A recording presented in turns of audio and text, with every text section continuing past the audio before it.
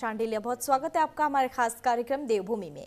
Bulletin की शुरुआत करेंगे। हल्द्वानी में 21 मार्च को केंद्रीय रक्षा मंत्री राजनाथ सिंह की विशाल जनसभा होने जा रही है, जहां सरकार के 4 साल के कार्यकाल पूरे होने पर आयोजित इस कार्यक्रम में राजनाथ सिंह 20,000 लोगों की सभा में संबोधित करते हुए नजर आएंगे। वहीं कुमाऊं कमिश्नर दीपक रावत के नेतृत्व में नैनीताल जिला प्रशासन ने पूरी तैयारी कर ली है। वहीं कमिश्नर दीपक रावत ने बताया कि इस कार्यक्रम में सरकार की ओर से 4 साल में किए गए कार्यों की एग्जीबिशन के साथ साथ एक विशाल जनसभा को केंद्रीय रक्षा मंत्री और मुख्यमंत्री संबोधित करेंगे। वहीं दूसरी तरफ बीजेपी संगठन ने भी इस कार्यक्रम में भीड़ जुटाने के लिए तैयारियां शुरू कर दी हैं।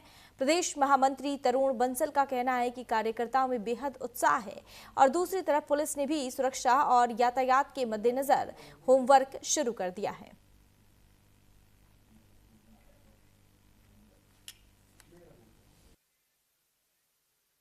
माननीय रक्षा मंत्री राजनाथ सिंह जी यहाँ पर आ रहे हैं और वो जनता को संबोधित करेंगे और निश्चित रूप से हमारी जो सरकार की उपलब्धियाँ हैं उनको बताने का काम हम करेंगे। एक एग्जीबिशन भी यहाँ लगा रहे हैं, वो एग्जीबिशन भी कुछ दिन तक रहेगी जिससे कि उसको लोग देख सकें, उसका अवलोकन कर सकें कि हमारे क्षेत्र में क्या क्या काम हुए हैं विगत 4 वर्षों में, जो आज तक कभी कांग्रेस की सरकार में नहीं हुए।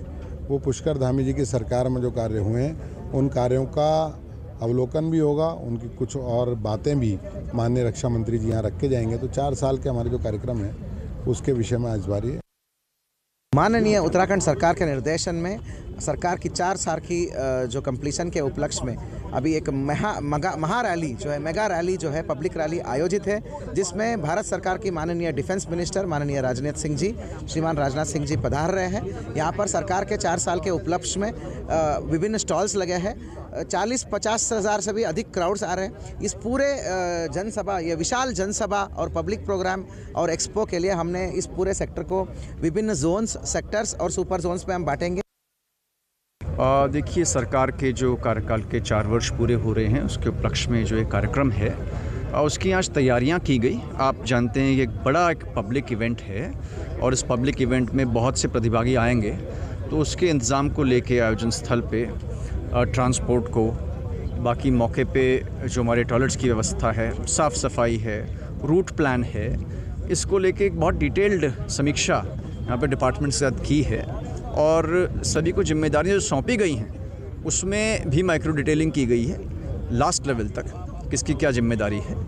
यहाँ पे हमने डिस्ट्रिक्ट मैजिस्ट्रेट की ओर से ये कहा है कि डिटेल इंस्ट्रक्शंस जो बनाएंगे उसमें सेक्टर वाइज इसको डिवाइड करेंगे और इसी तरीके से पुलिस भी अपने सेक्टर्स बनाते हुए इस कार्यक्रम को अंजाम देगी। ऋषिकेश में वीरभद्र मंदिर समिति की खाली भूमि को लेकर मंदिर समिति और पशुपालन विभाग में विवाद बढ़ गया। दोनों पक्षों ने एक दूसरे पर कब्जाने का आरोप लगाया, जिसे संतों और समर्थकों ने हंगामा किया।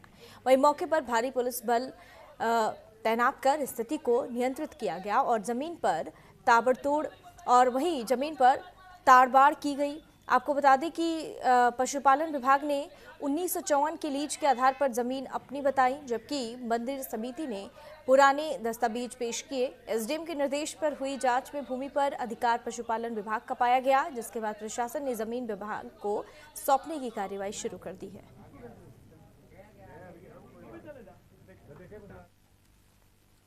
सभी दस्तावेज भी हैं, सब कुछ है। हमने उनसे भी कहा कि अगर आपके पास कोई दस्तावेज है तो उन्होंने कुछ अपने पुराने दस्तावेज लगभग 1929 के कुछ दस्तावेज दिखाए थे। तो मैंने कहा था ये दस्तावेज फ़िलहाल आप जो है फॉरेस्ट डिपार्टमेंट को प्रस्तुत कर दें, जिससे कि अगर आपका कब्जा बनता है तो वो आपका कब्जा अगर आपका बनता है तो आपको दे देंगे और हमसे वापस ले लेंगे लीज।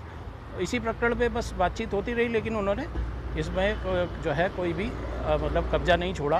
तो नियमानुसार विभागीय कार्रवाई करते हुए मैंने जो यहाँ के उप जिलाधिकारी महोदय हैं उनको अपनी बात जो है अपनी भूमि के कब्जे के संबंध में जो है सूचना दी। बद्रीनाथ धाम की परंपराओं और रावल पथ से जुड़े नियमों को लेकर नई बहस छिड़ गई है, जहां धार्मिक मान्यताओं, ब्रह्मचर्य नियमों और मंदिर प्रशासन की व्यवस्थाओं पर सवाल उठ रहे हैं।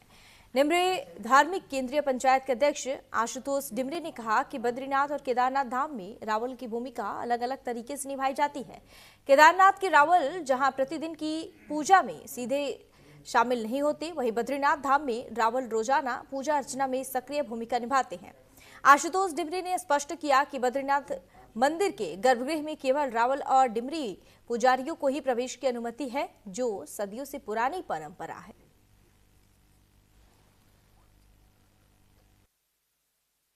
1939 का जो एक्ट है श्री बद्रीनाथ केदारनाथ मंदिर समिति का, उस एक्ट के तहत बद्रीनाथ केदारनाथ मंदिर समिति को कई अधिकार हैं, चाहे वो रावल की नियुक्ति का विषय हो, चाहे पुजारियों की नियुक्ति का विषय हो केदारनाथ के संदर्भ में, या बद्रीनाथ के जो अन्य सबऑर्डिनेट टेम्पल हैं या रावल जी हैं, नायब रावल जी हैं, उन नियुक्तियों को लेकर के तो वो मंदिर समिति को अधिकार है।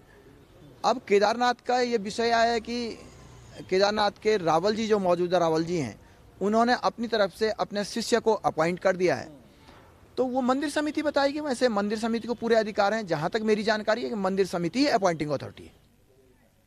खबरों में आगे बढ़ेंगे। लोहाघाट में न्यायिक बंदीगृह भवन अब इतिहास के पन्नों में दर्ज हो गया है, जहां लोहाघाट न्यायिक बंदीगृह से एक महिला और 41 पुरुष विचाराधीन बंदियों को पिथौरागढ़ जिला जेल शिफ्ट कर दिया गया है। और न्यायिक बंदीगृह प्रभारी तहसीलदार लोहाघाट मोहिद्दीन ने बताया कि शासन के निर्देशों के तहत कड़ी सुरक्षा के बीच एक महिला बंदी सहित 41 विचाराधीन बंदियों को कड़ी सुरक्षा के बीच पिथौरागढ़ जिला कारागार भेज दिया गया है। उन्होंने बताया कि बंदी गृह में लगे पत्थर के मुताबिक अंग्रेजों के शासनकाल में बंदीगृह भवन का निर्माण कार्य किया गया था। उन्होंने बताया कि चंपावत में जिला जेल का निर्माण कार्य पूर्ण होने के बाद सभी बंदियों को चंपावत जिला कारागार में वापस लाया जाएगा।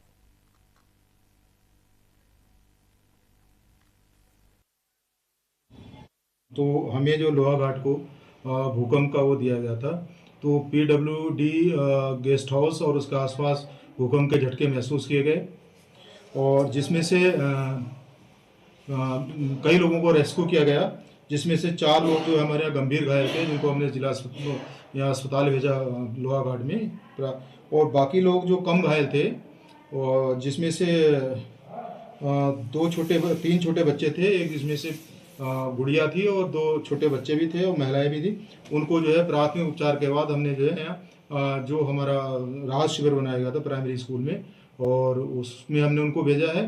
और बाकी सारा आग भी लगी थी थोड़ी सी शॉर्ट सर्किट से, उस पर भी जो है फायर ने कंट्रोल कर लिया है, और बाकी स्थिति सामान्य है। वहाँ मलबा हटा दिया गया है, अब कोई भी स्थिति जो है वो सब नॉर्मल है वहाँ पर।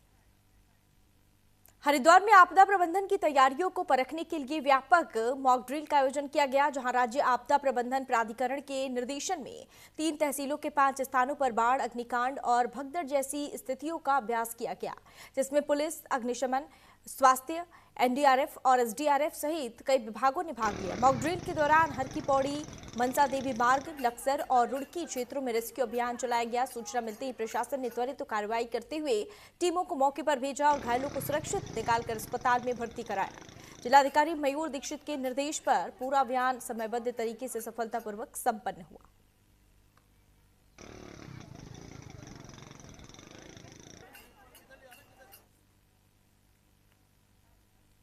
खबरों में आगे बढ़ेंगे। खबर हरिद्वार से है, जहां प्रेस क्लब में प्रेस कॉन्फ्रेंस का आयोजन किया गया, जिसमें ज्वालापुर विधायक रवि बहादुर ने कहा कि जनहित में दी गई कीमती जमीन पर बना मेडिकल कॉलेज आज भी पूरी तरह से संचालित नहीं हो पा रहा है।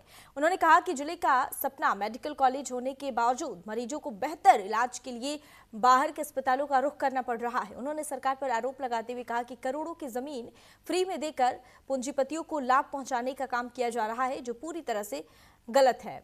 उन्होंने चेतावनी दी कि जल्द ही मुख्यमंत्री और जिलाधिकारी को ज्ञापन सौंपा जाएगा। कांग्रेस नेताओं ने चेतावनी दी कि अगर जल्द स्वास्थ्य सेवाओं में सुधार नहीं किया गया तो वे जन आंदोलन करने को मजबूर होंगे। जब चुनाव ये जो है अभी पिछला हमारा नगर निकाय चुनाव चला, तो एक नोटिफिकेशन आया, आप लोगों के माध्यम से हमें भी पता चला कि इस हॉस्पिटल को जो है PPP मोड में दे दिया गया है। जब इसी सेम चीज को लेके हम विधानसभा में गए, सत्र में गए चुनाव के बाद नगर निकाय के, तो कहा गया कि नहीं, इसको किसी भी PPP मोड में किसी भी शारदा इंस्टीट्यूट को नहीं दिया जा रहा है। पर स्थिति जस की तस है। जो उस वक्त कांग्रेस निवर्तमान मेयर ने वो जो अपने प्रस्ताव पे पास किया था, बोर्ड बैठक में प्रस्ताव हुआ था, जो आपको हजारों करोड़ रुपए की जमीन फ्री में दी गई, वो सिर्फ जनहित को लेके दी गई थी, लोगों को लेके दी गई थी, हरिद्वार के लोगों को, कि उनको एक अच्छा उपचार मिले और सस्ता उपचार मिले। हमें देहरादून या जो है मेरठ जो हम या सहारनपुर भागने की कोशिश करता है, वो चीज ना हो। पूरा प्रॉपर एक आदमी का ट्रीटमेंट यहीं पे होना चाहिए, जो बेसिक नीड है, जो एक भारतीय होने के नाते हमारा अधिकार भी है। कालाढूंगी के देवीपुरा हाई स्कूल मामले में भगवती शाल स्पोर्ट्स क्लब की ओर से खो खो में उत्कृष्ट प्रदर्शन करने वाले खिलाड़ियों को सम्मानित किया गया। इस दौरान क्लब की ओर से अंडर 14, 15, 16 और 17 वर्ग के कुल 23 खिलाड़ियों ने उत्तराखंड का प्रतिनिधित्व करते हुए बेहतरीन प्रदर्शन किया, जिसके लिए उनके सम्मान में स्वागत समारोह आयोजित किया गया। कार्यक्रम में खिलाड़ियों को सम्मानित कर उनका उत्साहवर्धन किया गया। इस मौके पर बड़ी संख्या में स्थानीय लोग और खेल प्रेमी भी मौजूद रहे।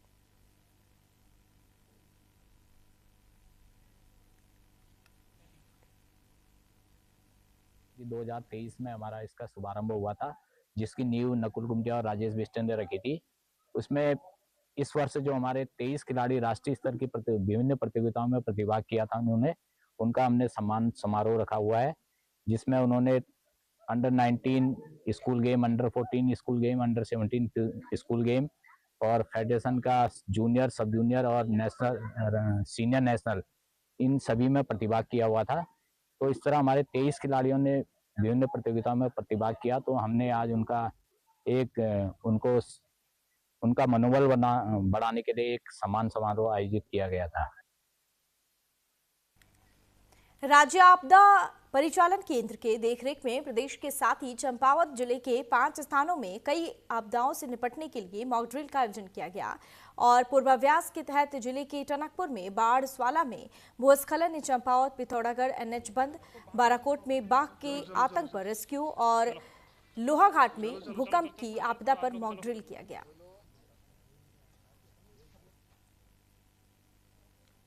जो मॉक ड्रिल हुआ तो हमें जो लोहाघाट को भूकंप का वो दिया गया था, तो PWD गेस्ट हाउस और उसके आसपास भूकंप के झटके महसूस किए गए और जिसमें से कई लोगों को रेस्क्यू किया गया, जिसमें से 4 लोग जो हमारे यहाँ गंभीर घायल थे, जिनको हमने जिला अस्पताल भेजा लोहाघाट में, और बाकी लोग जो कम घायल थे, और जिसमें से 3 छोटे बच्चे थे, एक जिसमें से गुड़िया थी और 2 छोटे बच्चे भी थे और महिलाएं भी थी। उनको जो है प्राथमिक उपचार के बाद हमने जो है जो हमारा राहत शिविर बनाया गया था प्राइमरी स्कूल में, और उसमें हमने उनको भेजा है। और बाकी सारा आग भी लगी थी थोड़ी सी शॉर्ट सर्किट से, उस पर भी जो है फायर ने कंट्रोल कर लिया है और बाकी स्थिति सामान्य है। वहाँ मलबा हटा दिया गया है, अब कोई भी स्थिति जो है वो सब नॉर्मल है। वहाँ राष्ट्रीय अनुसूचित जाति आयोग के अध्यक्ष किशोर मकवाना हरिद्वार दौरे पर पहुंचे, जहां उन्होंने कलेक्ट्रेट सभागार में जनप्रतिनिधियों, सामाजिक संगठनों और स्थानीय लोगों के साथ बैठकर उनकी समस्याएं और शिकायतें सुनी। उन्होंने कहा कि केंद्र और राज्य सरकार अनुसूचित जाति वर्ग के विकास, अधिकारों की सुरक्षा और सामाजिक न्याय को लेकर पूरी तरह से प्रतिबद्ध है और हर पात्र व्यक्ति तक योजनाओं का लाभ पहुंचाना प्राथमिकता है। साथ ही उन्होंने अनुसूचित जाति बहुल क्षेत्रों में आधारभूत सुविधाएं बढ़ाने और छात्राओं के लिए बेहतर व्यवस्था सुनिश्चित करने पर जोर दिया। जिला प्रशासन ने भरोसा दिलाया कि सभी मामलों में समयबद्ध कार्रवाई की जाएगी।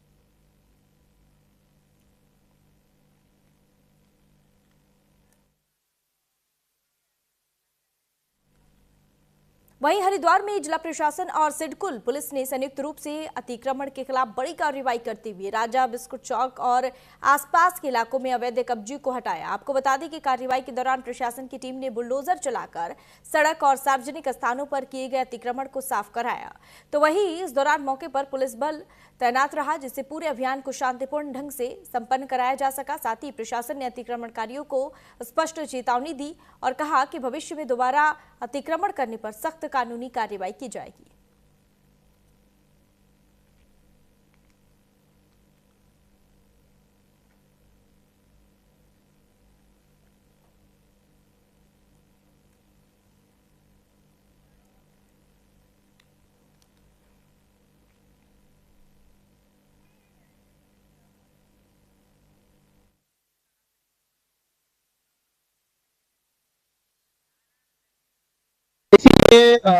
सिटी लैंड पर कुछ जो हमारा ग्रीन टैग है उसको कुछ लोगों ने किया हुआ था, उसमें स्ट्रक्चर बनाए गए थे।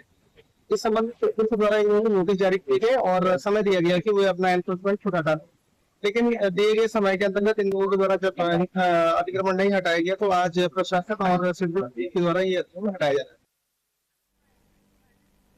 अल्मोड़ा में एक महत्वपूर्ण संगठनात्मक बैठक संपन्न हुई, जिसमें पार्टी पदाधिकारियों और कार्यकर्ताओं ने बड़ी संख्या में भाग लिया। आपको बता दें, बैठक का मुख्य उद्देश्य संगठन को बूथ स्तर तक मजबूत बनाना और आगामी कार्यक्रमों की रणनीति तय करना रहा। तो वहीं बैठक में जिलाध्यक्ष महेश न्याल ने कार्यकर्ताओं को संगठन की रीढ़ बताते हुए उन्हें सक्रिय भूमिका निभाने का आह्वान किया और कहा कि पार्टी की नीतियों और सरकार की जनकल्याणकारी योजनाओं को घर घर तक पहुंचाना प्रत्येक कार्यकर्ता की जिम्मेदारी है।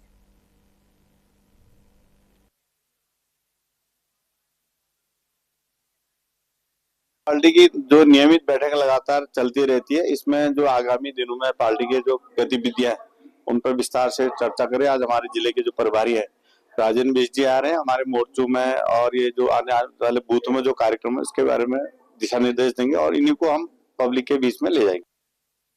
पार्टी की संगठनात्मक बैठक होती रहती है, उस बैठक के तहत आज हम अपने जो हमारे इससे पहले हमारे प्रदेश में बैठक हुई थी, आज हमारे जिले में बैठक हुई थी। हमारे जिले के आज प्रभारी द्वारा जो संगठनों में हमारे प्रशिक्षण वर्ग चल रहे हैं मंडलों में, और इसके अलावा जो हमारे BLA2 बनाए जाने थे, BLA2 की क्या गति है, कहाँ तक हमने बना दिए हैं, और आने वाले समय में जो हमारे मंडलों की बैठक होनी है, हमारे मोर्चों का विस्तार होना है, मंडल तक विस्तार होना है। इस निमित्त ये संगठनात्मक बैठक है, ये अलग अलग चक्रों में है। पहले चक्र में हम संगठनात्मक बैठक के तहत अपने BLA2 और अपने जो पार्टी की क्या हम चुनाव के हिसाब से क्या हमने तैयारी कर रखी है उस पर है।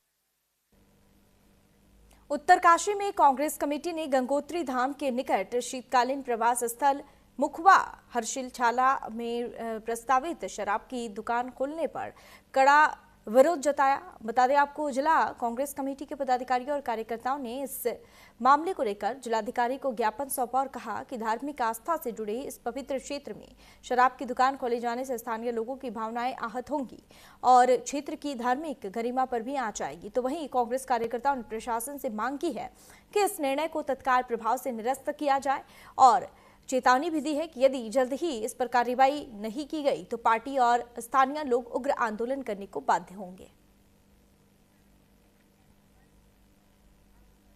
खबरों में आगे बढ़ेंगे। खबर हरिद्वार से, जहां पुलिस ने डिजिटल कमाल कर दिखाया। आपको बता दें कि CEIR पोर्टल की मदद से लोगों के खोए हुए और चोरी हुए 120 मोबाइल फोन बरामद करने के बाद असली मालिकों को लौटा दिया गया। दरअसल पुलिस के अनुसार बरामद किए गए मोबाइलों की कीमत 50 लाख रुपए बताई जा रही है। और वहीं नगर कोतवाली में SP सिटी अभय कुमार ने खुद लोगों को फोन सौंपे, जिसके बाद अपना फोन पाकर लोगों के चेहरों पर खुशी की लहर दौड़ गई और उन्होंने हरिद्वार पुलिस का खुला आभार जताया।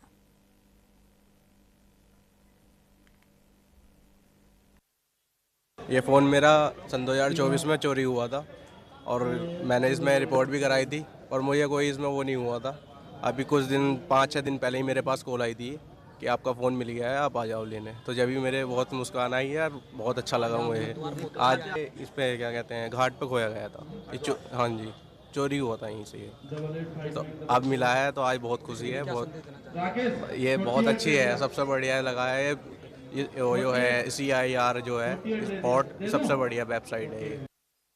मेरा फ़ोन ना 19 अगस्त को गुम हो गया था जब हम गंगा घाट पे स्नान करने के लिए गए थे, और थैंक यू सो मच, मुझे फ़ोन मिला, आज बहुत खुशी हो रही है।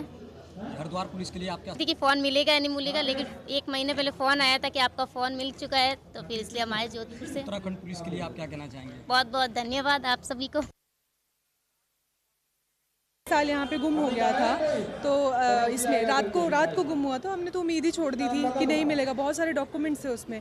तो 3-4 दिन पहले इनका कॉल आया कि आपका मोबाइल मिल गया है, हमें तो बहुत ही खुशी हुई। कोतवाली आए हैं तो आप पुलिस का तो बहुत तहे दिल से धन्यवाद करना चाहते हैं। इतनी मेहनत और इतना सुदृढ़ निश्चय के साथ उन्होंने मोबाइल ढूंढे हैं, ये बहुत बहुत बड़ा काम है। एक्चुअली हर एक इंसान उम्मीद खो चुका होता है। आप इतने लोगों को यहाँ पे देख रहे हैं, मुझे लगता है सबके चेहरे पे मुस्कान है।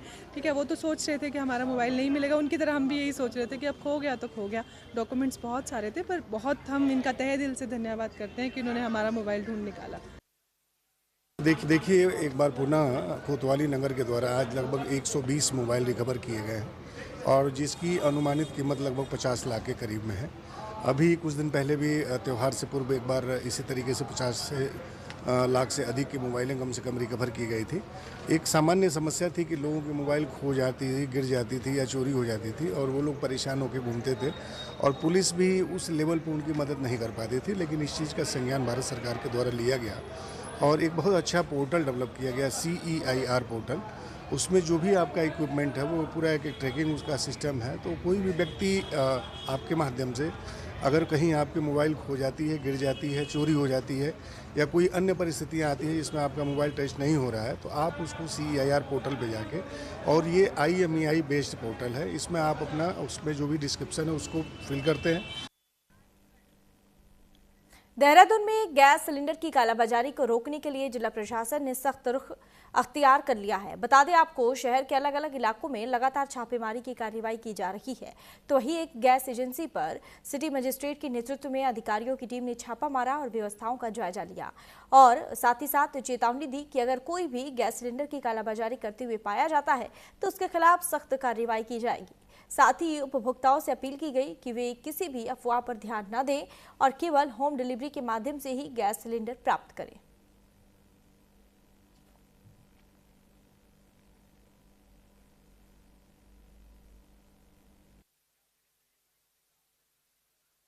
स्तर से हम लोगों को पूर्व से ही निर्देशित किया गया था कि इस प्रकार की कोई ऐसी गतिविधि यदि पाई जाती हो तो उस पर हम लोग औचक निरीक्षण करते हुए कार्रवाई करें। माननीय मुख्यमंत्री महोदय द्वारा भी स्पष्ट निर्देश दिए गए हैं और जिलाधिकारी महोदय द्वारा भी हमारे समय समय पर निर्देशित भी किया गया है कि यदि कोई ऐसी स्थिति उत्पन्न होती है तो वहाँ पे निरीक्षण भी किए जाएं, कहीं किसी प्रकार की कालाबाजारी न होने पाए। जो गैस की डिलीवरी है वो होम डिलीवरी के माध्यम से किया जाए, गोडाउन से न किया जाए। वर्तमान में जो कहीं की समस्या देखी गई थी तो ऑफलाइन बुकिंग भी हमने स्टार्ट कर दी है। जो भोक्ता हैं वो गैस एजेंसी के ऑफिस में भी आकर अपने ऑफलाइन के माध्यम से बुकिंग करा सकते हैं। और देवभूमि के इस खास बुलेटिन फिलहाल के लिए बस इतना ही। आप रुकेंगे एक छोटे से ब्रेक के लिए, ब्रेक के बाद फौरन हाजिर होंगे।